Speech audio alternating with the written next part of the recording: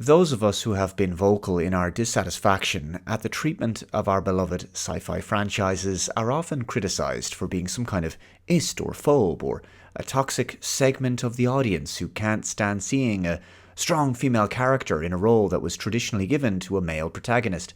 And sometimes this response has come from those associated with the productions themselves.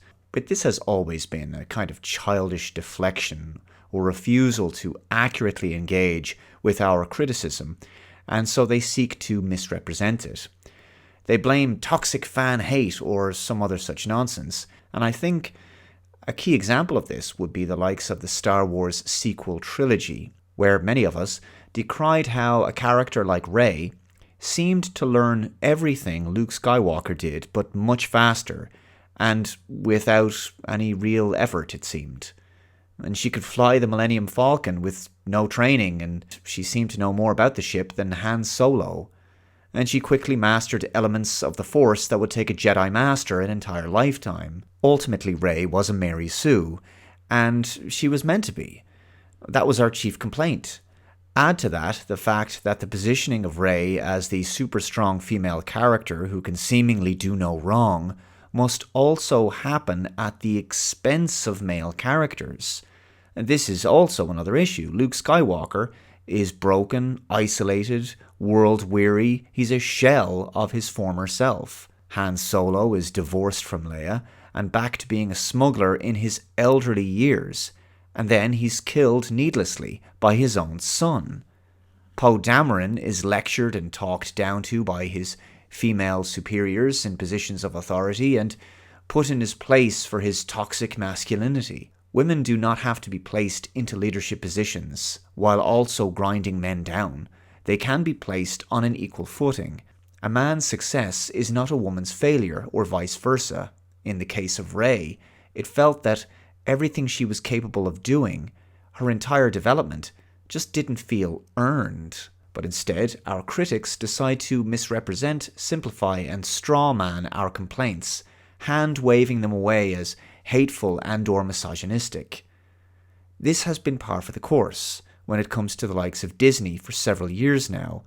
The reason I'm bringing this up is to reflect upon a very interesting snippet from Matt Belloni's newsletter shared by Sonny Bunch on X. He says, "I love this from Matt Belloni's newsletter. Disney cannot fail. It can only be failed by the mouth-breathing bigots who refuse to acknowledge the greatness of their films."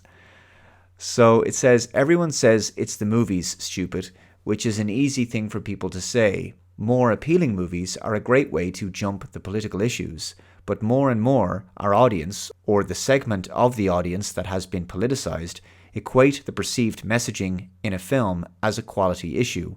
Projection much? It's not a segment of the audience who've become politicized. It's Disney. Some of us are merely calling out Disney's infusion of political themes, agendas, wokeness, and DEI requirements in their films. So there's no perceived messaging in these films. There is messaging in the films, and it is politicized." It continues, "They won't say they find female empowerment distasteful in the Marvels or Star Wars. Well, some people do, the latest trilogy starring Daisy Ridley, but they will say they don't like those movies because they are bad, so make better movies. Becomes code for make movies that conform to regressive gender stereotypes or put men front and center in the narrative, which is what you're seeing now and what Bob Iger's pivot is about right now." This was said by an unnamed Disney executive. Okay, so talk about being out of touch. This smacks of a very ivory tower position to hold, entirely divorced from the concerns of audiences.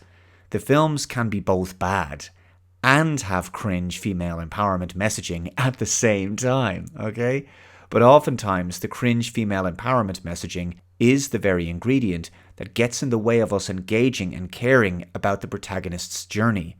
And this contributes to the film being bad, obviously. This is especially true for the likes of Captain Marvel, a character who discovers that she was always fantastic, and she never had to learn that with great power comes great responsibility.